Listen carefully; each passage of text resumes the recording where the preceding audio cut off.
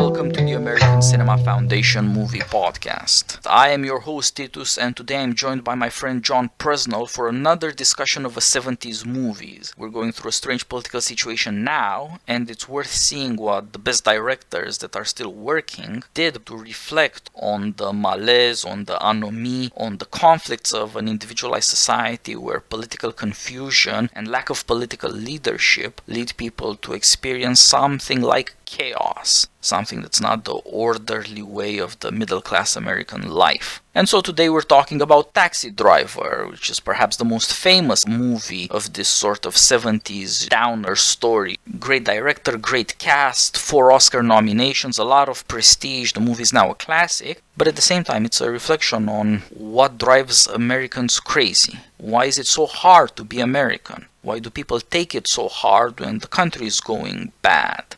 John, I started paying attention to this movie again because of you. It was something you noticed last year during the crazy things that were happening in Charlottesville. There's a guy who was a perfect stand-in for Travis Bickle, and of course most of these insane people don't give interviews, but we suspect that somebody like the Las Vegas shooter or somebody like the Parkland shooter in the Florida school, that they're Travis Bickles. I would agree.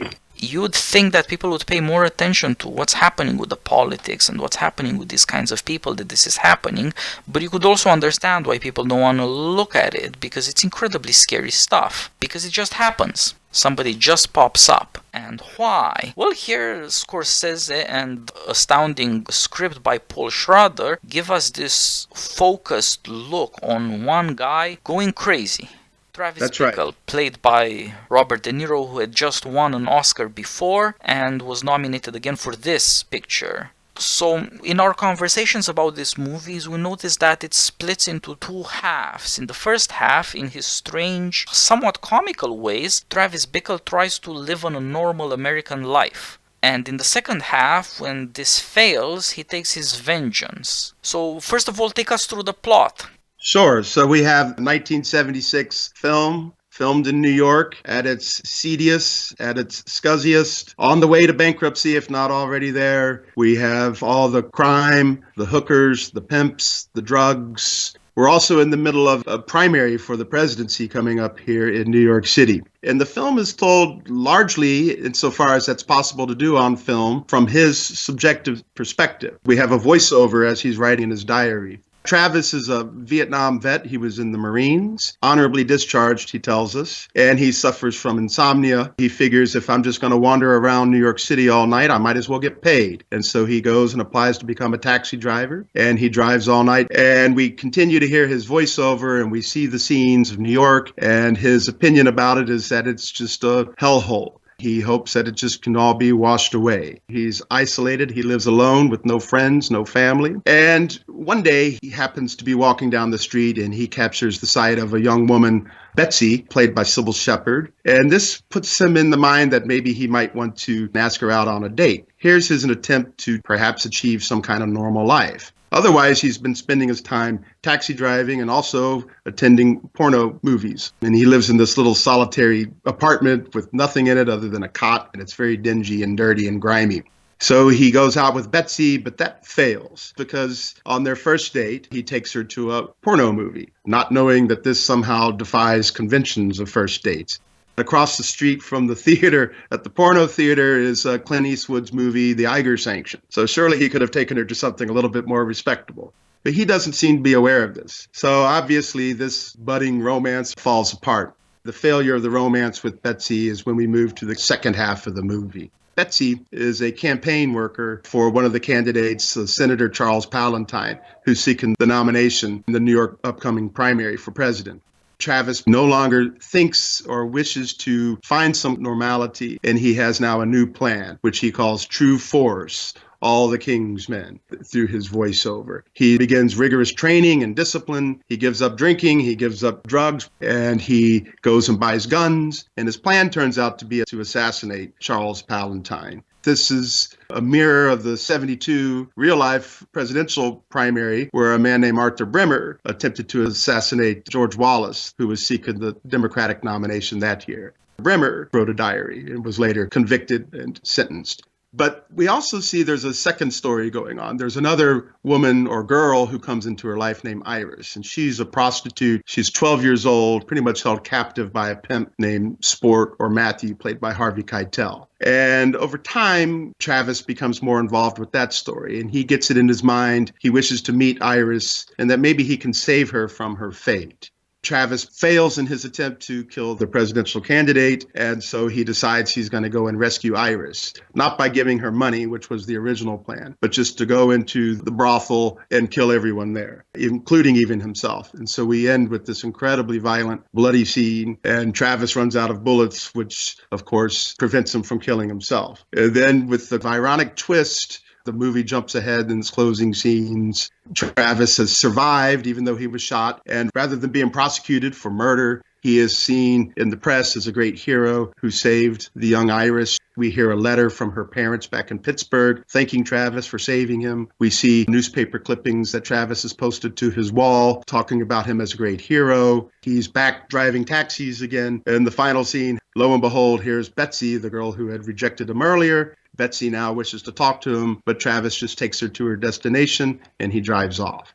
Yeah, so Travis Bickle starts off as a stranger to New York. He's from somewhere in the Midwest, writes letters now and then to his parents, telling them as little as possible about himself, or outright lying that he's living the normal middle-class life. And indeed that he's even an honorable man. Now he's not in the army anymore, but he's in the Secret Service. That's right. There's a noble calling. There's something to speak to his love of honor. But the way his love of honor manifests is primarily an attempt to replicate the middle-class life. Get yourself a job, in this case, taxi driver. Get yourself a girl, take her out to a diner and a movie for a date. That's what he tries to do, and he's hopelessly bad at it. It's hard not to feel sorry, seeing how inept he is, how little he understands people, and how little they understand him, and that he's never going to get along with anybody. But on the other hand, it gradually becomes obvious that this guy really is insane. It's tough to be in New York in the 70s with all the misery of all kinds, but it's much tougher if you're also insane, if you're also poor, if you're also without family or job or any other advantage that might see you through, and of course an insomniac to boot. He lives by night and it's tearing him apart. He takes out his self-loathing by doing taxi driving in the worst places at the worst times where he sees the worst of human nature. And there's something about Travis that is anti-erotic. Sure, he goes to porn theaters and he takes the girl out, but in the cabbie station, he asks the operator to drive there because he's an insomniac. The guy tells him, just go to porn theaters. That's what they're there for. And he says, yeah, I tried that. It doesn't work for me. And he also talks to one of the cabbies in one of his rare moments of trying to socialize, and that guy, a cabbie called Wizard, who's a loudmouth, he tells stories about his cab rides like Travis tells us his stories in his diary. And that guy's stories are all these obvious fabrications about women changing their clothes in the middle of the night on a bridge and then making hot, hot love. But those fantasies are what we would call normal. Travis's fantasies that depend on pain, self-discipline, self-overcoming, and physical strength, every muscle must be tight, are the opposite of that. He is anti-erotic. Yeah, even from the opening scene, we see how uncomfortable Travis is. And I think we can already see he is insane. He has this weird smile and he makes odd remarks such as, my conscience is clean, he says. He's shifty and De Niro plays this very well. This ill-manneredness, he has no understanding of other people or how to engage with them. He doesn't understand conventions, and this totally isolates him and feeds on his own madness and continues to keep him mad. Yet from that perspective, when we look at the world through Travis's eyes, through the windshield of his taxi, we see that his assessment of what New York is like is true. We see this horrible, ugly place, this inferno, and it's just riddled with vice and with sin and with crime and violence and madness, and all kinds of danger is involved in this city here. His madness connected to his character and his inability to connect with anyone outside in the normal world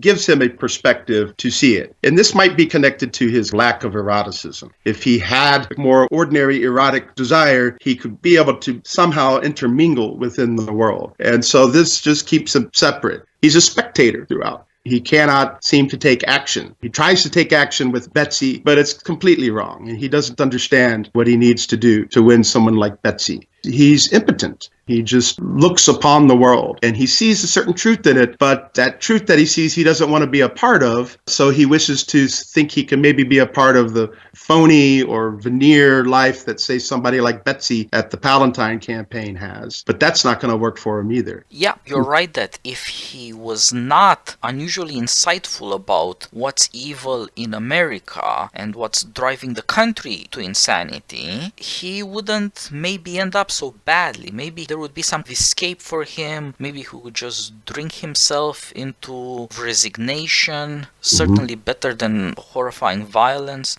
And of course, from the point of view of society, maybe he would have just committed suicide. Then he's nobody's problem. Nobody cares about him anyway. And he is very much aware of that. He calls himself God's lonely man. So he's somehow fated for misery. But in his misery, he learns that it's not just him that's crazy. The country is going crazy.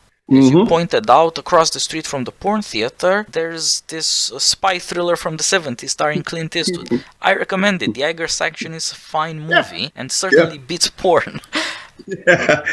But why are they playing across from each other? What kind of New York City is that? It's going bankrupt, it's full of drugs and whores, and porn theaters in Times Square. You can still see the photos from the time, and of course there are all these movies that serve more or less on purpose as documentaries, as cultural archaeology. They're scary. They show something scary about freedom in America. But from the middle class perspective of this proper young woman who is disgusted with him when she sees the porno theater, the problem is that, as it were, people are sinful. They just give in to their evil desires, and that turns ugly, but what are you gonna do? It's freedom. What Travis reveals because of his anger as opposed to eroticism is that there's a lot of crime and violence involved. This is not just people going with whores. It's not just people drugging themselves. It's exploitation of children for sex. Yes. And all of a sudden, this guy is not just insane, he really has a point about how screwed up things have become and how much of a lie middle-class respectability can be in certain situations. How does everybody else live in that city without noticing this? How do the rich and powerful live there without doing anything about it? This Senator Palatine, for whom Betsy works, proposes mandatory welfare. He's got the typical liberal Democrat solutions, and he blinds himself utterly to the ugly truth because it's never going to affect him, he thinks. He can get all the power he wants out of this city and never be responsible for any of the terrifying injustices that are committed there. They're not his problem. One night he ends up in Travis's taxi, and he gives him the politician's talk. It's a democracy in America, so you have to tell taxi drivers that you have learned more from taxi drivers than limo drivers. But he makes the mistake of asking Travis, what's on your mind? What really bothers you? What's your hot button issue? And Travis tells him it's that this city has turned into hell. Somebody should do something about it. And the politician no longer wants to talk. He no longer wants to be fake friendly. He no longer wants to pretend that he's one of the people or at least acquainted with what life is like for other people. That's right. Social class barriers come down hard. And this helps make Travis feel even more helpless, but also more humiliated, angrier, and more decided on violence. And of course, Betsy works for this Palatine guy. And when he fails to persuade the senator and this woman working for him, he begins to think that this world is closed off to him. That's right. He's a fairly crazy dude, but part of his insanity is trying to be middle class. And so in asking the girl out, he doesn't just put on the coat and comb his hair and behave respectable. He also tries to live out all the crazy hippie self-actualization verbiage of the 70s. He wants to act happy to be happy. He wants to be a take-charge kind of guy who gets when the energy is right, you've got chemistry, and he persuades her to go out on a date with him because he looks almost normal and maybe better than normal guys who are just bland and boring and neurotic and cowardly like the Al Brooks character in her volunteering campaign office. But of course, then it turns out that he really is different and that she's not looking for that. And like everybody else, she feels no responsibility for Travis and she feels she shouldn't be taking any interest in him or acknowledge his existence once she's disgusted by him. And he realizes that that's what he is. He's an object of loathing. He is marginal in society. And nevertheless, these people are at some level hypocrites and maybe even exploiters. The movie shows us life at the campaign office. When Travis begins to court Betsy, he enters into the campaign office. He sees her on the street, and there's this wonderful slow-motion scene where she steps out of the crowd in this white dress, and he says, "They cannot touch her." So he idealizes and makes her this perfection. And so now he has this image in his head that he can go and muster up the courage to go talk to her. Prior to him talking to her, we first meet Betsy talking to her colleague at the campaign, Albert Brooks. They're talking about some press release. We need to talk about the senator's mandatory welfare. And she says, no, first push the man. Senator Palantine is intelligent and charming. And Albert Brooks says, you forgot sexy. And she says, of course, sexy. But she likes this kind of play. And Albert Brooks tells her, it sounds like you're just selling mouthwash. And she says, we are. What's the difference? So she's happy with this surface where nothing is particularly serious, and she seems to have a home there. But then when Travis enters and he tells her he wants to volunteer, but what he's really doing is he asks her out. And the way he persuades her is he tells her, you look like a lonely person to me. I've been watching you. Of course, that already should send alarm bells to her, but it strikes her. This is something she hasn't her. And maybe it touches on a certain sense where she does feel lonely. And so there's something intriguing about him.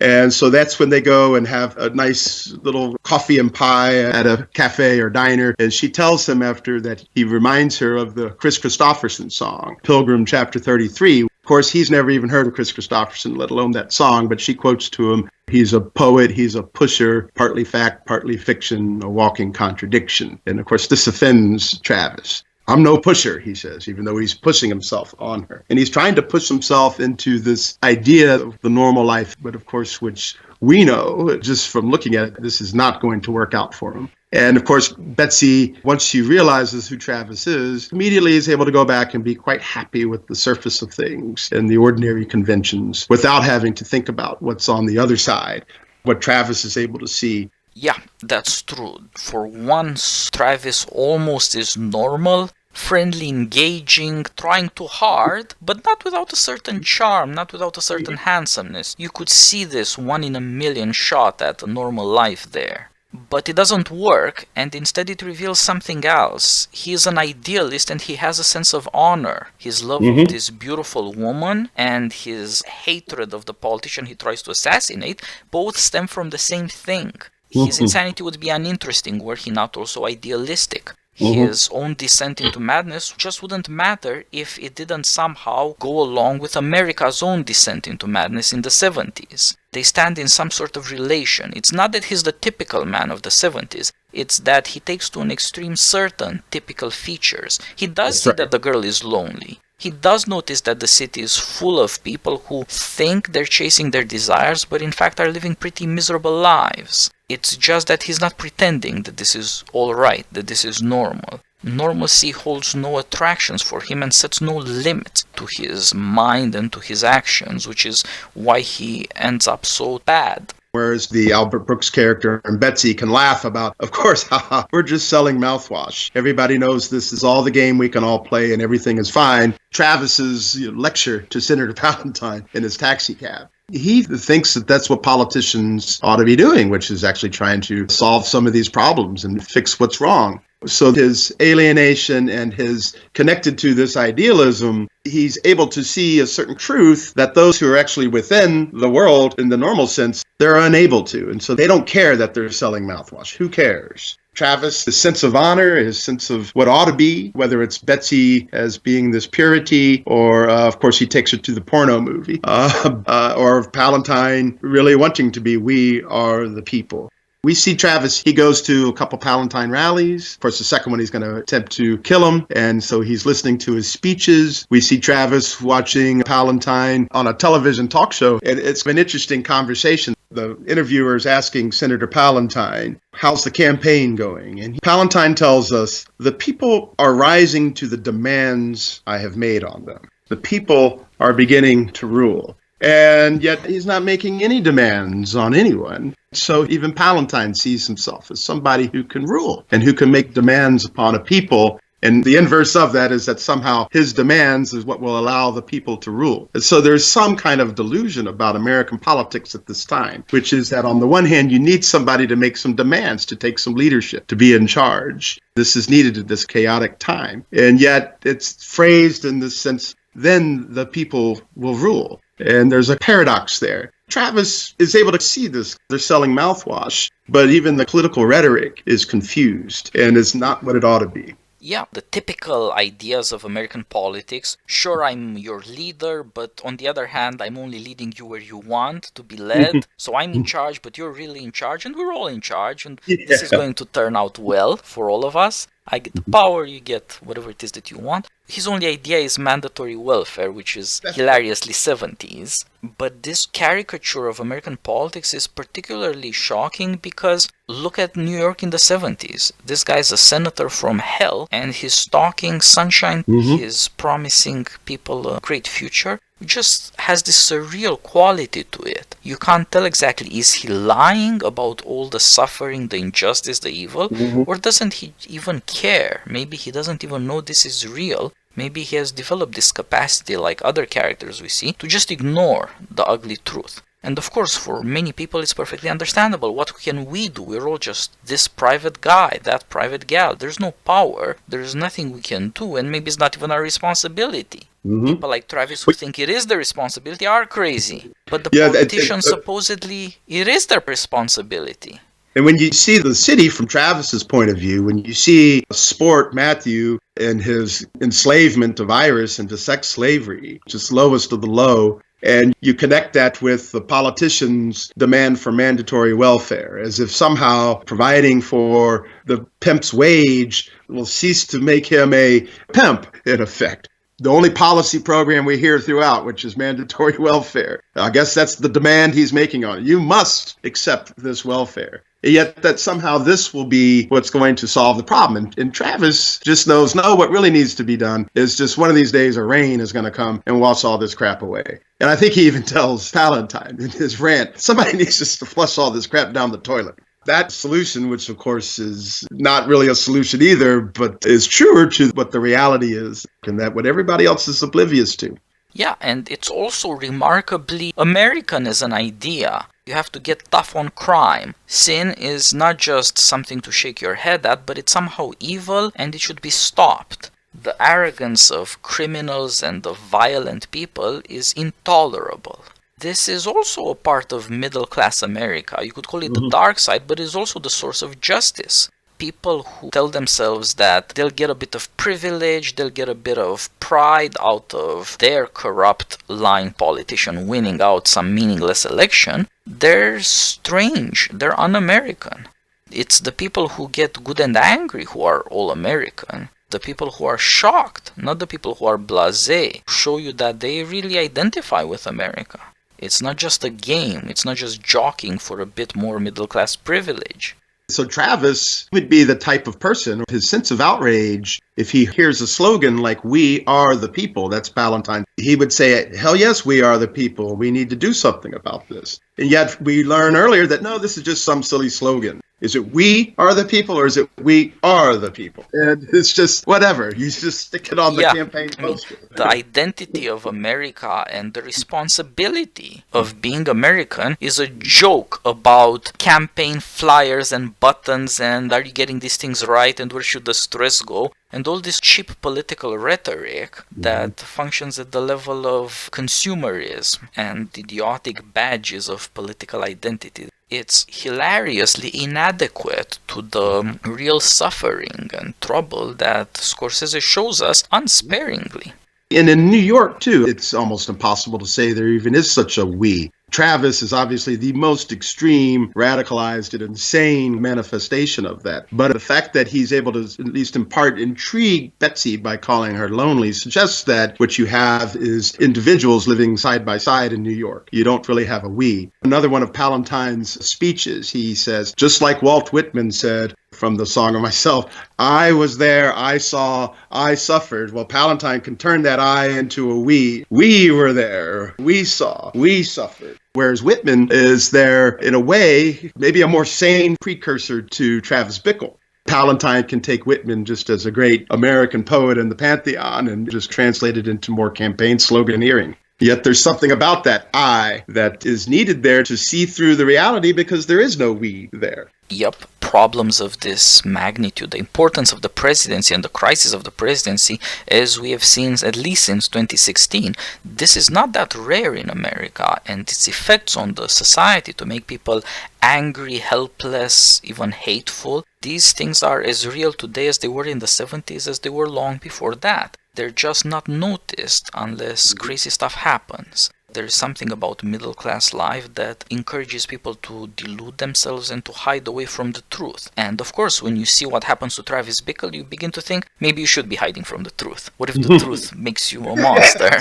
Absolutely. Travis isn't just simply an I, he is complete isolation. The way in which he comes towards his plan, right, and you see it manifest itself finally in his dramatic performance in front of the mirror, you talking to me. The only way in which he's able to confirm some sense of purpose is looking at himself in the mirror. That's the height of insanity. And even as he's acting out, he looks behind himself. It's a wonderful scene, a famous scene, of course. I don't see anyone else here. So that complete isolation is where he sees the problem. He fails to think he can maybe integrate with the outside world that he's only been looking on and he has an idealized version of. And so now comes that plan, pure force. And he's going to insert himself. And you're right. Given what it leads to, maybe we shouldn't be focusing, just on what. Yeah, there's a certain wisdom in not insisting too much on things you can't solve. They will make you go crazy. But at the same time, it's a problem when you ignore the bizarre, crazy people who might turn violent.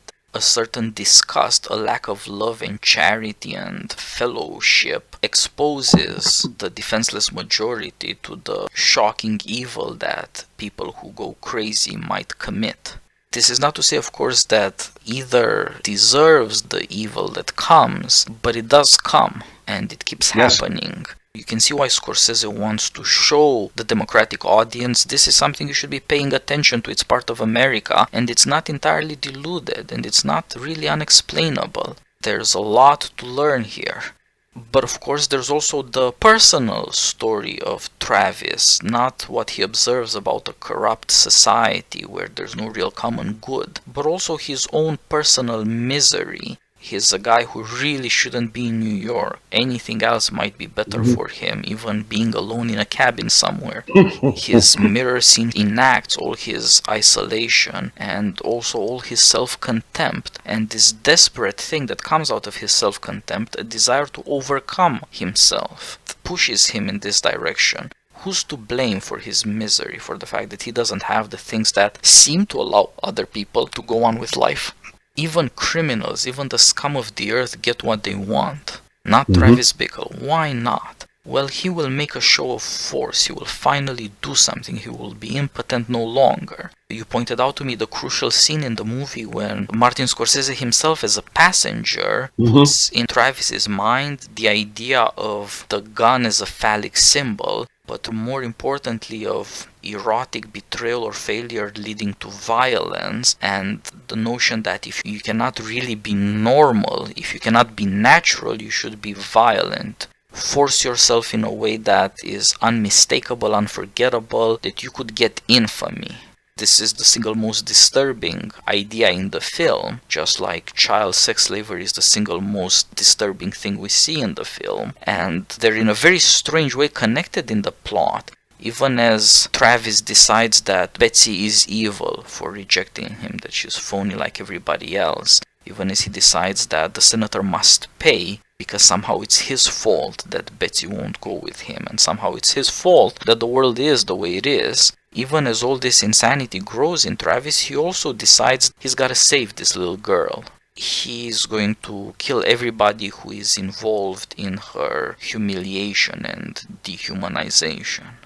The first half of the movie, towards the beginning, we encounter Iris. We don't know her, but she jumps into his cab, and she's this little girl and says, "Get me out of here." And Travis looks in the mirror, and he doesn't immediately take off, which allows time for her pimp, Sport, to show up and just rip her out of the car. And the pimp throws a crinkled $20 bill on the passenger seat, says, "Get out of here, cabbie, don't worry about it." And this bill becomes something that stays with him. And later on, he sees her walking down the street. So something about her sticks with him. In the second half of the movie, when he develops his plan to assassinate Palantine, simultaneously, he's also going to take the action to rescue Iris. So one is going to be the gun. This will go after Palantine. There has to be that blood that will show that now he has entered in on the scene. Look at me, I'm here. And then at the same time, his plan is to rescue Iris. He's just going to give her a bunch of money, and then she can use that to escape. She wants to go off to a commune in Vermont. Travis doesn't care where she goes as long as she gets out of the enslavement there in New York. The plan to assassinate the president fails, and so the gun is going to be used towards Iris's oppressors. Yeah, and you end up with this ironic heroism of Travis Bickle. The press, respectable America, now has to deal with him, and instead of trying to save him from his insanity, in gratitude for him actually saving a girl that nobody else would care about, instead they call him a hero and wrap it there. Everybody can feel good about themselves. Evil has been somewhat destroyed, but this guy is left to wallow in his insanity. This is the only person, this little girl, who reached out to him. Nobody else gives a damn about him, and maybe she only gives a damn because she's needy, but that's better than nothing. And he feels that he was impotent. She asked him to get her out of there and he couldn't act, and there is that $20 bill to remind him of his humiliation. He just let that guy take the girl out and tell him to look the other way. He is moved by typically American opinions that she should be in school, living with her parents, and dating boys her age, and that's what she should be doing. And it's not hip to be involved in this horrifying sin and violence. And he's not a square for urging her to try to be a normal kid. And this is what he acts on. These are not just justifications. They are to some extent justifications for his anger, but they also show why he gets angry at these things when all these other characters you see as he drives by night are sort of all right with the horror. That was a really good point. Iris is the only person in the film Travis encounters who comes to him in need. He tries to insert himself into other people's lives, which is complete failure. And remember, his initial plan is not to kill all those pimps. When he first goes up to the Harvey Keitel pimp and says, "Hey, I want to meet with Iris," he wants to talk to her and begin to hatch his plan to get her out of there, not to have his way with her. Harvey Keitel, Sport, calls him, "Hey, cowboy." He's wearing cowboy boots. She's been abducted, and he's the John Wayne who's going to come and take her out of there. And the way he wants to save it is not through violence, whereas the violence is going to be towards Palantine. I don't know if he thinks that somehow through that violence something good can come out of it. But ultimately that path fails. And so the attempt to use violence to save, or at least to make his mark in the public world, is now going to be connected to saving Iris from her particular plight. And yet that particular action is what makes him into a hero. After all, if he had killed Palantine, he would be a villain. Yeah, that's true. And as you pointed out, he turns from a cowboy into an Indian. Shaves his head and sports a mohawk and begins to show his insanity and look savage.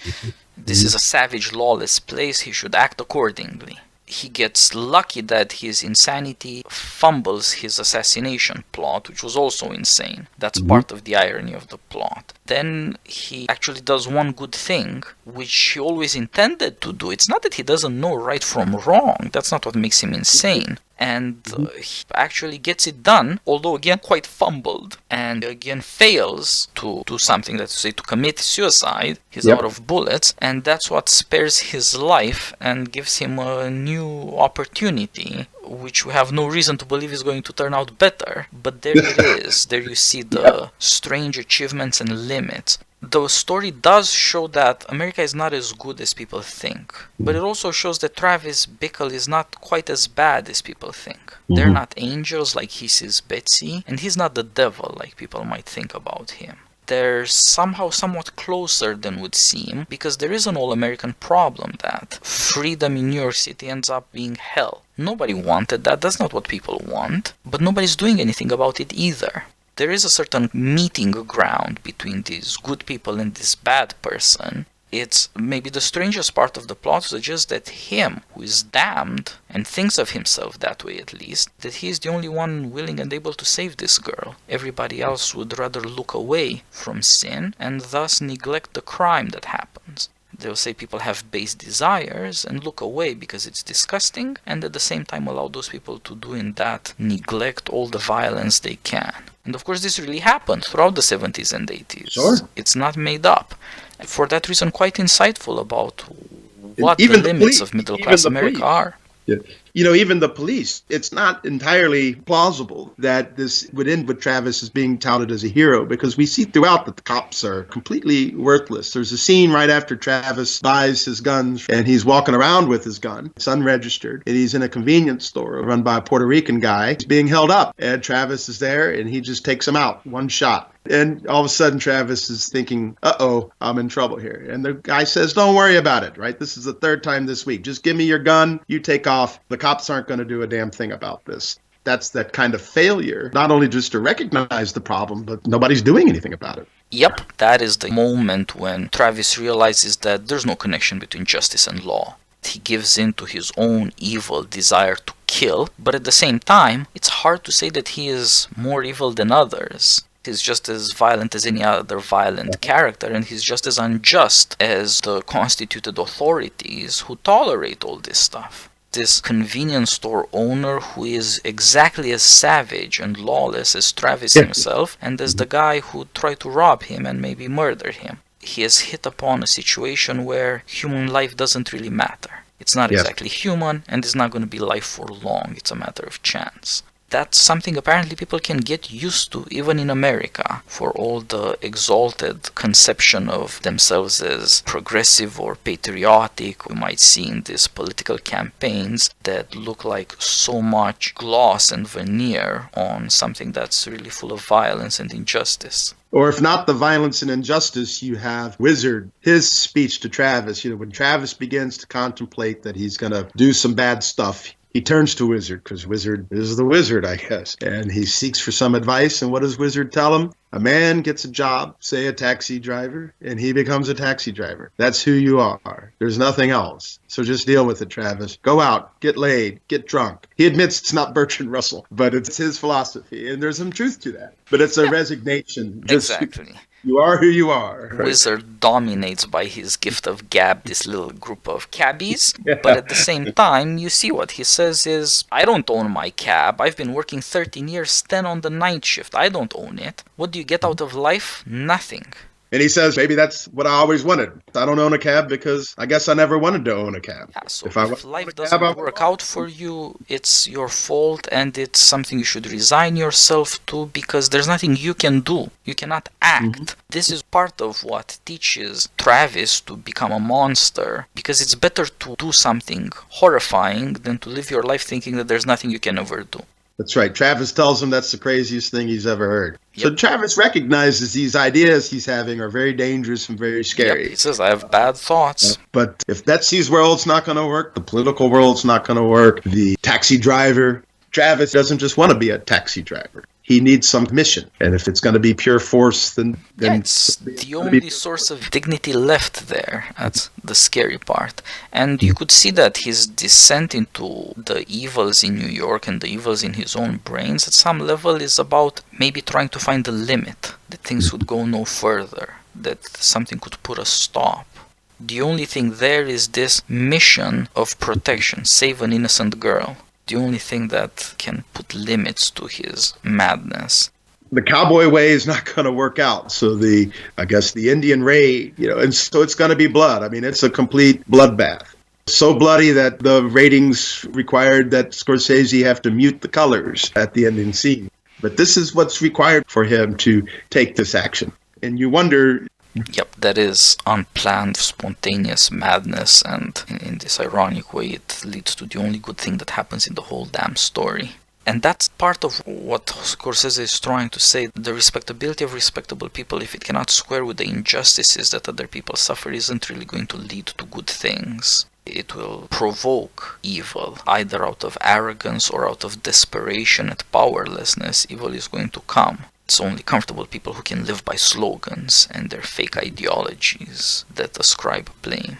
These are timely, unfortunately, lessons, but they're also revelations of some of the dark sides of American character that should be taken seriously, because it still is the case in a world where we no longer have serious violence. We still love all the violence in our entertainments. Yep. The fewer murders every year, the more violence on screens. It is still part of our soul somehow, and we should learn about it.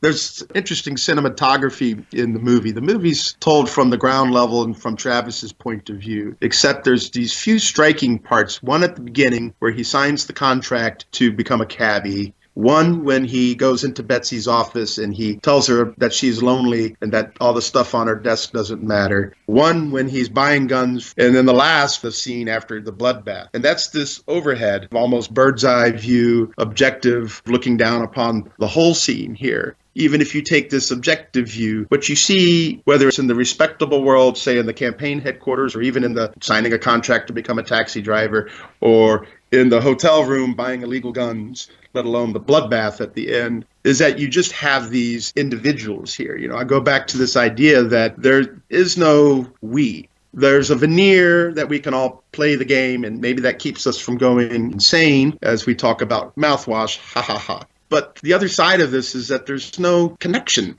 That bird's eye view just shows that it's just individuals. You're right. These are all moments where you see a human space where there is an attempt and a failure to make a serious connection, to establish some relationship that could alleviate loneliness and accidental acquaintance or encounter. But they are all failures, and they all show Travis's points of contact with the world and how they fail to add up to anything human.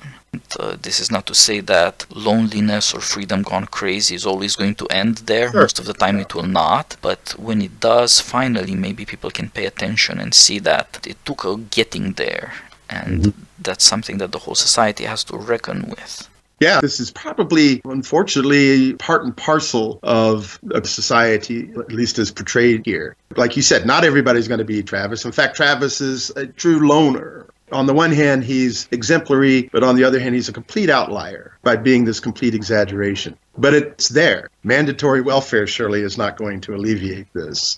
So I think that kind of evil will just point itself through from time to time, and it will be bloody.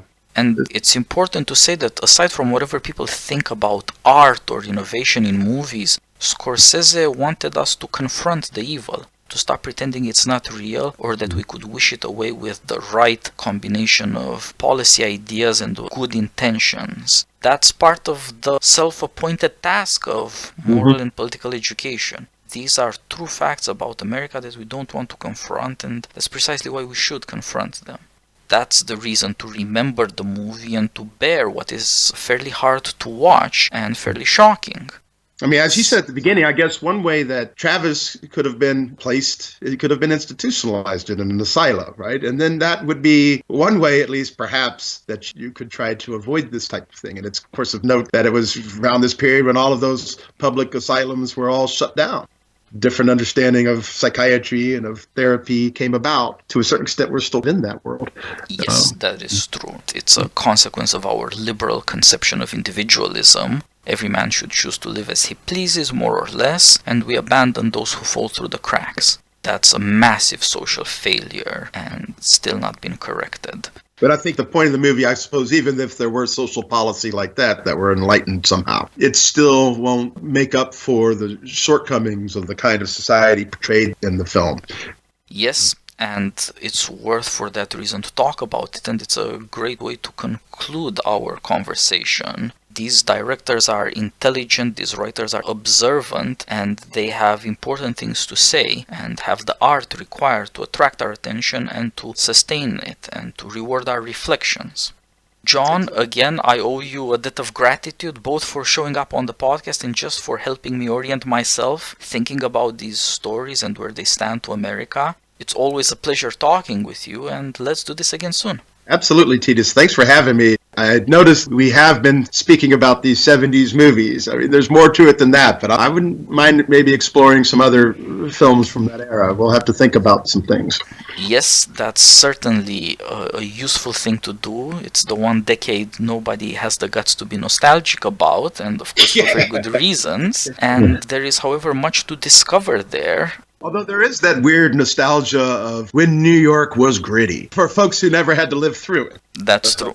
And presumably there is the nostalgia for 70s artists and their freedoms and their originality, much less for their social responsibility and their notion of their duties to their audience and to the American people to point out what's going on. That's a problem. Yes. Well, but anyway, thank you so much for having me. I've enjoyed this conversation very much. I'm glad. We'll figure out some more 70s movies and we'll do this again. Okay, Titus. All the best. Bye-bye. Bye-bye.